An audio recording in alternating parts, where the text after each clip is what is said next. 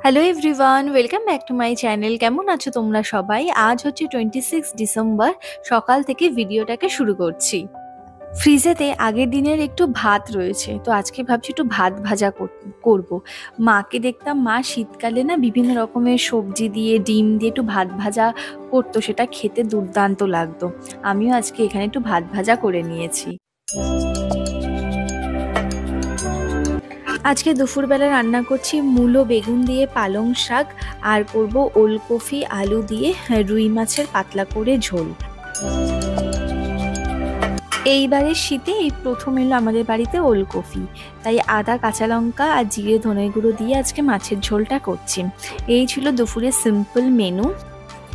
গতকাল অর্থাৎ 25শে ডিসেম্বর পুতুলের পাপা ওকে নিয়ে গেছিল চার্চে, প্রথমবার পুতুলের চার্চে যাওয়া।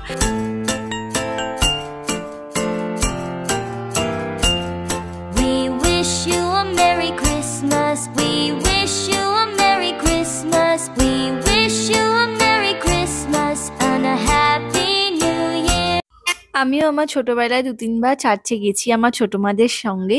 আর এই বছর তো পুতুলের প্রথমবার। আমার নিজেরও খুব ভালো লেগেছে যে ওকে চার্চে নিয়ে যেতে পেরেছি। তো আজকে ভিডিওটা কেমন লাগলো অবশ্যই জানিও। তোমরা সবাই খুব ভালো থেকো, সুস্থ থেকো। খুব শিগগিরই দেখা হবে নতুন একটা ভিডিওর সাথে।